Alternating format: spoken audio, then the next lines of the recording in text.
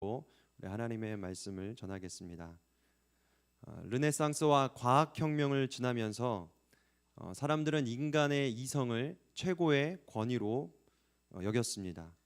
이러한 영향으로 17세기 말부터 이신론 사상이 등장하게 됩니다. 여기 이신론 할 때 이자는 이성할 때 이자입니다. 과거에는 성경을 통하여서 하나님을 알았지만 이제부터는 성경이 아니라 이성으로만 하나님을 알겠다는 겁니다. 그런데 계시 없이, 성경 없이 하나님을 알 수 있는 방법은 없죠. 이성으로만 하나님을 알 수는 없습니다. 그래서 이신론을 따르는 사람들은 하나님을 알 수 없다는 결론에 이르게 됩니다. 여기서 유명한 시계공의 비유가 나오죠. 시계공은 시계를 만들어 놓고 태엽을 감아 놓은 다음에 그 시계를 그냥 둡니다. 그러면 시계는 알아서 돌아가죠. 마찬가지로 하나님은 창조 세계를 창조하신 것까지는 맞지만 그 이후의 창조 세계에 개입하지 않으시고 그냥 저 우주 멀리 뒤편에서 그냥 놔둔다는 겁니다. 그러면 창조 세계는 자연법에 의해서 스스로 알아서 돌아간다라는 것이 바로 이신론 사상입니다. 창조 세계 밖에 계신 하나님은 어차피 우리의 이성으로도 알 수 없기 때문에 그 하나님은 알 수도 없고 굳이 알 필요도 없다. 이것이 바로 이신론입니다. 그러나 성경을 보면 이러한 이신론적 생각이 잘못된 것임을 명확하게 알 수 있습니다. 우리 1절 말씀을 함께 읽겠습니다. 시작. 옛적에 선지자들을 통하여 여러 부분과 여러 모양으로 우리 조상들에게 말씀하신 하나님이, 하나님이 옛적부터 선지자들을 통하여 여러 부분과 여러 모양으로 말씀하셨다라고 합니다.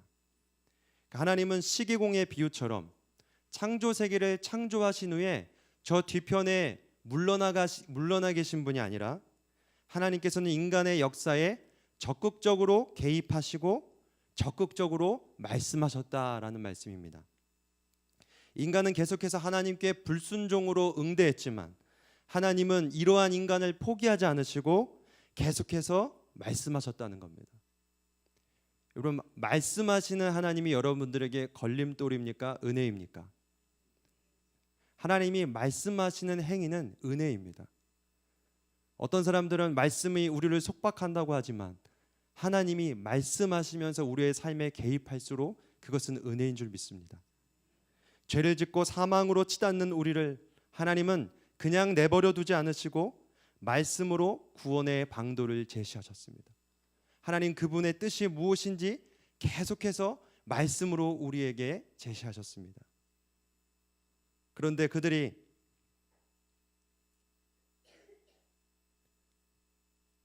다른 데 읽었죠. 2절 함께 읽겠습니다. 시작. 이 모든 날 마지막에는 아들을 통하여 우리에게 말씀하셨으니 이 아들을 만유의 상속자로 세우시고 또 그로 말미암아 모든 세계를 지으셨느니라. 이 모든 날 마지막은 최종적이라는 뜻이 있습니다. 최종적으로 아들을 통하여 말씀하셨다는 겁니다. 이 말은 구약에서 선지자를 통하여서 여러 부분과 여러 모양으로 말씀하신 그 하나님이 말씀하신 그 구원의 약속이 이제 그 아들을 통하여 마침표를 찍었다는 겁니다. 그 약속이 이제는 아들을 통하여 성취되었다는 말입니다. 하나님은 우리를 창조하시고 어떻게 살든 그냥 내버려 두신 분이 아니라 매우 적극적으로 개입하시고 결국에는 아들을 보내시고 그 아들을 통하여 자신의 뜻을 이루신 분입니다. 아멘. 2절에 나오는 아들이 누구입니까? 바로 예수 그리스도죠. 하나님이 이 아들을 만유의 상속자로 세우셨다고 말씀합니다.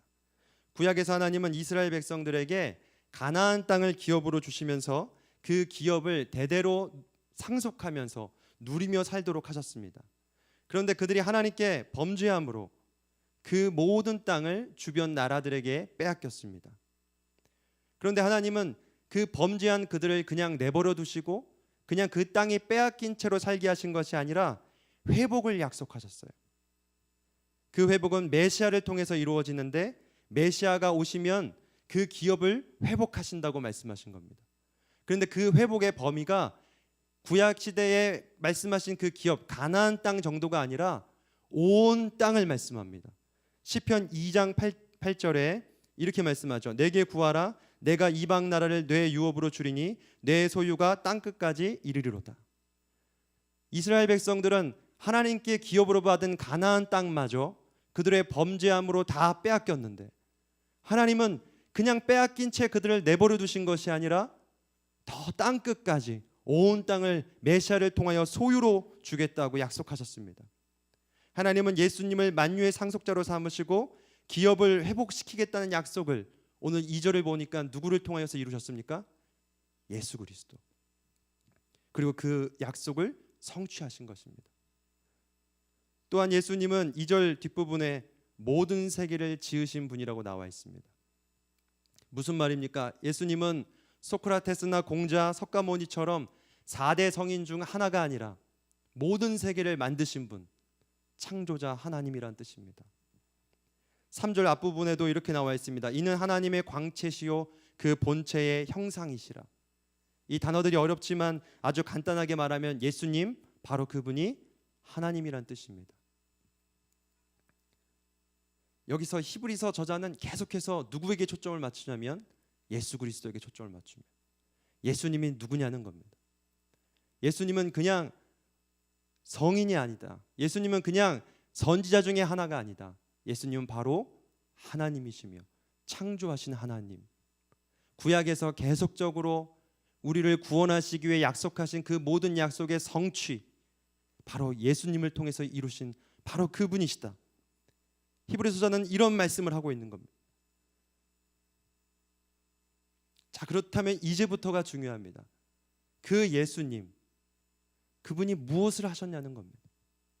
그분이 이 땅에 오셨다는 것까지는 2절까지 우리가 봤습니다. 그렇다면 이 예수님이 이 땅에서 무엇을 하셨는가? 무엇을 하고 계신가? 왜 그것을 하고 계신가? 그것이 바로 3절부터 있습니다. 우리 3절을 함께 읽겠습니다. 시작.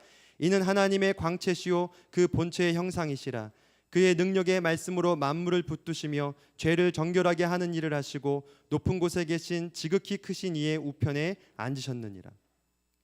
우리는 예수님께서 이 땅에 오셔서 무엇을 하셨는지 다 알고 있습니다. 예수님은 이 땅에 오셔서 십자가에서 못 박혀 죽으셨고, 죽으셨을 뿐만 아니라 부활하셨고, 부활하셨을 뿐만 아니라 무엇을 하셨죠? 승천하셨다는 것을 우리는 다 알고 있습니다. 그것을 전제하고 히브리서 저자는 나아가 무엇을 말씀하고 계시냐면 그 예수님이 그의 능력의 말씀으로 만물을 붙드시며 죄를 정결하게 하는 일을 하시고 높은 곳에 계신 지극히 크신 이의 우편에 앉으셨다고 말합니다. 무슨 말씀입니까? 만물을 붙드시며 지극히 높으신 분 우편에 앉아 계신 것, 하나님의 보좌 우편에 앉아 계셨다. 이게 무엇을 의미합니까? 통치와 관련된 겁니다. 예수님은 십자가에 못 박히시고 부활하시고 승천하셨을 뿐만 아니라 지금 뭐 하고 계십니까? 만물을 통치하고 계시다. 만물을 붙드시고 우편에 앉으셔서 지금도 예수님은 만물을 통치하고 계십니다. 거꾸로 얘기하자면 예수님은 왜 이 땅에 오셨고, 왜 십자가에 못 박혀 죽으셨고, 왜 부활하셨고, 왜 승천하셨냐? 왜 그렇죠? 통치하기 위하심입니다. 예수님께서는 왜 우리의 죄를 용서하셨고, 왜 우리를 구원하셨냐? 나를 통치하기 위해서, 나의 왕이 되시기 위하여서, 나를 다스리기 위해서라는 겁니다. 저는 고등학교 때 심각한 고민에 빠진 적이 있습니다. 저는 구원을 받았고, 저는 예수님을 믿고 구원을 받았는데 과연 내가 구원받았다는 것은 나의 실제 생활에 어떤 의미가 있을까? 구원받기 이전과 구원받은 이후와 나의 삶에 바뀐 게 별로 없는데 나에게 어떠한 변화가 일어났을까? 내가 죄를 용서받았다는 것은 나의 삶에 어떤 의미가 있을까? 그런 고민에 빠졌습니다. 그냥 구원받았으면 죽어서 천국 가는 거지. 그러니 나는 천국 좋은 곳에 가는구나. 나는 마음이 너무 평안하다. 그냥 죽어서 천국 가기 위해서 내가 구원을 받았다는 것, 그것도 납득이 안 됐습니다. 그렇다면 이곳에서 누리며 사는 부자들에게 죽어서 천국 가는 게 어떤 의미가 있을까? 또 반대로 지금의 삶이 너무 고통스러우니까 조금만 견뎌라. 그러면 천국을 너에게 주겠다라는 약속 때문인가? 그렇다면 그건 너무 미래적이지 않습니까? 현재를 살아가는 우리에게 아무런 의미가 없지 않습니까? 그래서 저는 하나님께 물었습니다. 하나님, 내가 구원받았다고 하는데 그것은 나에게 어떤 의미가 있습니까? 나에게 어떤 유익이 있습니까? 여러분, 구원받았다는 것이 무엇입니까? 구원받았다는 것은 내 죄가 용서받았다는 것으로 끝나지 않습니다. 구원은 죄의 용서로 끝나는 것이 아니라 예수님의 통치의 시작을 의미합니다. 내가 구원받았다는 것, 내 죄를 용서해 줬다는 것은 그냥 거기서 끝이 아니고, 내가 자유롭구나, 내가 기분이 좋구나로 끝나는 것이 아니라 이제부터 예수님이 통치하기 시작하겠다는 말입니다. 구원은 그저 죄 용서받고 천국 간다, 그 정도의 소극적 개념이 아니라 매우 적극적인 개념입니다. 하나님이 이 땅에 오셔서 적극적으로 개입하시고 말씀하신 것처럼 급기야 인간이 되셔서 이 땅에서 직접 오셔서 우리가 만질 수 있고 그의 음성을 듣게 하셨던 그 하나님, 그 예수님이 이 땅에 오셔서 하시고 싶었던 것은 나를 통치하고 싶은 거예요. 우리의 삶을 다스리고 싶은 것이었습니다. 여기 히브리서는 본래 원어로 제목이 이렇게 되어 있습니다. 히브리인들에게라고 되어 있습니다. 그렇다면 이 히브리서라는 편지는 누구에게 쓴 걸까요? 히브리인들에게 쓴 겁니다. 여기서 말하는 히브리인들은 유대 그리스도인들을 의미합니다. 유대인들이 예수님을 믿고 난 다음에 그 이후에 그리스도인 된 거를 유대 그리스도인이라고 부르는데, 이 유대 그리스도인들이 로마 사회에서 사는 것이 쉽지가 않습니다. 그리스도인으로 산다는 것이 쉽지가 않았습니다. 이 로마에 사는 이 그리스도인들은 로마 사람들이 어떻게 취급을 했냐면 서로 형제 자매라고 부르는 것을 보고 이 사람들은 어떻게 서로 형제 자매인가, 서로 근친상간을 하는구나. 그래서 굉장히 비도덕적인 집단으로 보았습니다. 그리고 성만 찬을 할 때 예수님의 살과 피를 먹으라고 했지 않습니까? 그 얘기를 듣고 누구의 그 사람을 잡아먹는구나. 그래서 시기 나는 집단으로 이렇게 보았던 겁니다. 그래서 이 그리스도인들을 향하여서 이상한 괴계한 소문이 돌았습니다. 또 이 사람들은 예수님을 주라고 고백하죠. 당시에 주는 황제에게 고백하는 단어인데 예수님을 주라고 고백하고 황제에게 제사 드리는 것을 거부하니까 로마인들은 이 그리스도인들이 나중에 로마 제국을 전복시키는 그러한 범죄 집단으로 보았습니다. 그래서 얼마나 이 사람들에게 불이익을 줬고 얼마나 이 사람들을 왕따시켰는지 모릅니다. 반면에 유대인들은 조금 달랐습니다. 유대인들은 로마 사회에서 조금 다른 대접을 받았는데, 유대인들은 로마가 공식적으로 유대교를 공식적으로 인정했습니다. 유대인들은 서로 단합을 잘했기 때문에 유대인들은 그 로마 제국에게 로비도 벌일 수 있었고, 어떤 이익을 위해서 로마 당국에 무엇을 요구하면 로마 당국이 들어주기도 했습니다. 입장이 좀 달랐죠. 근데 이 그리스도인들은 시장에다 물건을 파는 것까지 허락을 받지 못했습니다. 핍박을 당해야 됐고 법으로 보호받지 못했습니다. 사회적인 약자의 더 아래로 내려가서 사회적 왕따였던 겁니다. 유대인들은 계속해서 이 그리스도인들을 회유했습니다. 야, 너네 그렇게 살고 싶니? 너네 정말 예수님을 믿는다고 그 믿는 것만으로 죄가 해결되는 알아? 그것으로 구원받는 게 아니야. 이렇게 회유를 한 겁니다. 제사를 지내야만 죄를 용서받고 할례를 행해야만 정말 하나님의 백성이 되는 거야. 너희 로마 사회에서 인정도 못 받으면서 예수가 어떻게 너희의 신이 될 수 있겠니? 이렇게 하면서 회유를 하니까 많은 유대 그리스도인들이 유대교로 다시 돌아가기 시작했습니다. 바로 그러한 상황에서 히브리서 저자는 바로 이러한 신앙의 침체기에 빠진 유대 그리스도인들에게 히브리서를 쓰고 있는 겁니다. 신앙의 권태에 빠진 유대 그리스도인들에게 히브리서 저자는 예수님은 천사보다 더 위대하신 분이다. 예수님은 모세보다 더 위대하신 분이다. 그것을 히브리서 전체를 통해서 논증을 하고 있는 겁니다. 예수님은 그냥 사람이 아니라 그분은 하나님의 본체시다. 그런데 그분이 우리를 지금 다스리고 계신다. 예수님은 구약에 등장하는 모든 인물보다 위대하시고 구약에서 말하는 모든 제의와 의식보다 위대한 분이시다. 그러니 유대교로 돌아갈 필요가 없다는 겁니다. 그분은 하나님의 우편에서 만물을 통치하시는 하나님이신데 그분이 로마의 권력보다 더 높지 아니한가? 로마의 권력을 두려워하지 말라. 유대교로 돌아가지 말라는 겁니다. 그런데 오늘 이 말씀은 우리에게도 해당됩니다. 우리에게도 그렇습니다. 우리가 믿는 예수님은 위대한 하나님인 줄 믿습니다. 그 위대한 하나님께서 지금 나를 통치하십니다. 우리에게 닥친 그 어떠한 위협도 그 위대한 신 예수님 앞에 맞설 수가 없습니다.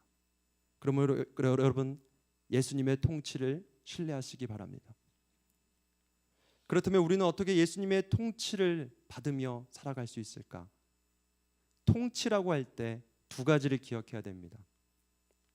먼저 국가의 통치를 받는다 할 때 우리는 국가의 무엇을 지키죠? 법을 지키죠.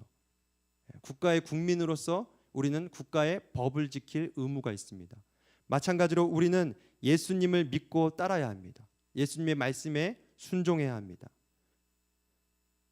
기독교의 고전 중에 이런 책 제목이 있습니다. 예수님이라면 어떻게 하셨을까? 찰스 쉐던의 책이죠. 우리는 매일의 삶 속에서 이 질문을 던져야 됩니다. 예수님이라면 어떻게 하셨을까? 나의 가정에서, 나의 직장에서 예수님이라면 어떻게 하셨을까? 이 질문을 던지고 순종해야 합니다. 백주년 기념교회 이재철 목사님이라고 계십니다. 이 목사님이 홍성사라는 출판사를 운영하실 때의 일입니다. 당시에는 출판업계에서는 거의 모든 회사가 탈세를 했다고 합니다. 그러니까 탈세를 해야만 회사 운영이 되는 것입니다. 그런데 예수님이라면 어떻게 하셨을까라는 질문을 던지니까 탈세하는 게 맞은가요, 틀린가요? 틀리죠. 그래서 이재철 목사님이 전혀 탈세를 안 하고 회사를 운영했다고 합니다. 그 당시에 공식으로 탈세를 안 하고 정직하게 세금을 다 내면 회사가 망한다라고 했는데 이 홍성사라는 출판사는 망하지 않고 오히려 번창할 수 있었습니다. 우리가 예수님을 따른다면 우리에게 어떻게 주어진 도전이든 그것이 예수님의 뜻이라면 온전히 믿고 따라야 합니다. 여러분, 우리가 대한민국 국민으로 북한의 법도 따릅니까? 안 따르죠. 대한민국의 법도 따르고 북한의 법도 따르면 그걸 뭐라고 하죠? 두 글자로 간첩이라고 합니다. 그런데 우리가 예수님을 믿는다고 하면서 예수님의 법도 따르고 세상의 법도 따른다면, 죄의 법도 따른다면 그것은 예수님을 따르는 것입니까? 아닙니다. 어떤 사람은 우리는 하나님만 믿는다고 하니까 우리를 이기적이라고 하고 배타적이라고 말합니다. 그런데 기독교는 통치의 개념이 있습니다. 우리는 하나님의 통치를 받아들이는 것입니다. 그렇기 때문에 하나님도 따르고 돈도 따를 수 없고 하나님도 따르고 죄도 따를 수 없는 겁니다. 두 주인을 섬길 수 없는 것입니다. 우리는 예수님을 따르고 온전히 믿고 신뢰하며 나아가야 합니다. 그렇게 사는 데는 온갖 두려움이 있습니다. 그래도 믿고 따르는 것, 그것은 선택이 아니라 의무입니다. 예수님이 우리를 다스리신다고 할 때 두 번째 기억해야 할 것은 예수님께서 우리를 보호해 주신다는 확신입니다. 우리가 대한민국 국민으로 대한민국 헌법을 따르고 법을 따르면 대한민국은 우리에게 무엇을 해야 할 의무가 있죠? 보호해야 할 의무가 있습니다. 우리가 경제활동을 하고 가정의 평화를 유지하고 이렇게 가정생활을 할 때 대한민국 우리는 안전하게 지켜야 할 의무가 있습니다. 마찬가지로 우리가 예수님의 통치를 받는다고 할 때 우리가 예수님을 믿고 따르는 일방적인 것만 요구하시는 게 아니라 예수님은 우리를 보호해 주십니다. 우리는 예수님께서 우리를 보호해 주신다는 확신을 갖고 있어야 합니다. 예수님을 왕으로 모시고 그분의 통치를 따르는 자의 삶은 예수님께서 책임져 주십니다. 마태복음 28장 20절 뒷부분을 보면 이렇게 말합니다. 볼지어다 내가 세상 끝날까지 너희와 항상 함께 있으리라. 하나님께서 우리와 함께 하신다고 할 때, 예수님께서 우리와 함께 하신다고 할 때 그냥 함께 한다는 의미가 아니라 우리를 보호해 주시고 책임져 주신다는 말입니다. 그래서 우리는 하나님께 당당하게 요구할 수 있는 겁니다. 주님, 우리를 보호해 주십시오. 우리가 주님의 뜻대로 살 때에 주님, 우리를 보호해 주십시오. 여러분, 오늘 우리가 기도할 때에 우리는 당당하게 구해야 합니다. 주님, 나도 보호해 주실 겁니까? 나같이 이렇게 못난 사람도 보호해 주실 겁니까? 이게 아니라 주님께는 의무가 있습니다. 나를 보호해 주셔야 할, 나를 책임져야 할 의무가 있으십니다. 이렇게 당당하게 기도하는 여러분들이 되시길 바랍니다. 제가 군대에서 유격 훈련을 받을 때 아주 인상 깊은 훈련이 있었습니다. 그 훈련 이름이 트러스트 훈련이라는 겁니다. 보시는 것처럼 이게 훈련 받는 사람이 한 1m 되는 나무 토막 위에 올라가서 그 손을 가슴에 이렇게 모읍니다. 그리고 제 팀원들이 제 뒤에서 저를 받칠 준비를 하죠. 그리고 저는 어떻게 하냐면 뒤로 저를 던져서 이 팀원들에게 저를 던져야 합니다. 그럼 팀원들은 저를 어떻게 하죠? 받습니다. 제가 이렇게 서서 1m 되는 그 토막 위에 올라가서 야, 내가 니네 믿는다. 나 지금 너한테 던진다. 나 뒤로 눕는다. 말만 하고, 믿는다고 말만 하고 저를 던지지 않으면 어떻게 되죠? 믿는 겁니까? 안 믿는 겁니까? 안 믿는 거죠. 믿으면 저 자신을 던져야 합니다. 믿는다라는 것은 던지는 것까지 의미하는 겁니다. 여러분, 예수님을 믿고 예수님의 통치를 신뢰한다는 것, 예수님이 그저 성인이나 그저 그냥 뛰어난 통치자가 아니라 그분이 만물의 통치자요, 그분이 바로 하나님이시라는 사실을 믿는다면 그 믿음만큼 우리 자신을 던질 줄 알아야 합니다. 많은 사람들이 뒤로 뛰면 다치면 어쩌지? 아까 저 뒤에 돌 하나가 있었는데 거기에 머리를 박히면 어떡하지? 그러면서 뛰지 못하고 그냥 믿습니다. 내가 믿습니다 라고 말만 합니다. 그러나 그것은 예수님의 통치를 온전하게 따르는 행위가 아닙니다. 예수님을 온전히 믿고 따르는 것은 예수님을 향해 뛰어드는 것을 의미합니다. 예수님을 믿고 따르는 것은 또한 내 몸을 던지면서 예수님이 나를 받아주실 것이라고 확신하는 것을 의미합니다. 예수님을 믿는다는 것은 그냥 어떤 관념 정도가 아닙니다. 내가 그냥 구원받았구나 안도하는 그런 안도의 마음이 아닙니다. 예수님을 믿는 것은 진짜 실제적인 삶을 의미합니다. 예수님께서 실제적으로 구체적으로 통치하는 삶을 의미합니다. 그리스도인으로 살다 보면, 믿음으로 살다 보면 두려움이 생기기 마련입니다. 손해보는 결정을 하기 마련입니다. 로마에서 유대 그리스도인들이 살 때 여러 가지 손해보고 핍박을 받았던 것처럼 우리도 그렇게 예수님이라면 어떻게 하셨을까? 예수님의 통치대로 살아야지라고 결단할 때 온갖 손해가 따르고 온갖 두려움이 따르기 마련입니다. 그러나 매일매일 그리스도의 통치를 신뢰하며 그분께 나 자신을 던지는 것, 그것이 바로 우리가 그분의 통치를 받는 것을 의미합니다. 예수님께 여러분들의 삶을 던지십시오. 예수님이 우리를 보호해 주실 것입니다. 예수님께 나를 던지면 예수님이 나를 받아주실 것입니다. 주님은 우리를 모른 척하지 않으십니다. 나를 안아주십니다. 우리는 늘 이런 기도를 주님께 드려야 합니다. 주님, 나를 다스려 주시옵소서. 나의 몸과 나의 생각, 나의 일상, 나의 가족, 나의 교회 모든 것을 주님 통치하여 주시옵소서. 우리가 믿음으로 우리 자신을 주님께 던지기를 원합니다. 주님, 내가 주님의 통치를 따를 때에 나를 보호하여 주시옵소서. 주님, 우리가 믿음으로 우리 자신을 던지기를 원합니다. 주님, 우리가 그렇게 할 수 있도록 힘을 주시옵소서.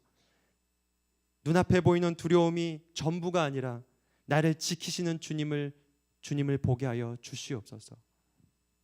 오늘 이 기도 시간에 우리가 함께 이러한 기도로 용기 있게 나가기를 원합니다. 우리 이러한 기도 제목으로 함께 기도하겠습니다. 주님,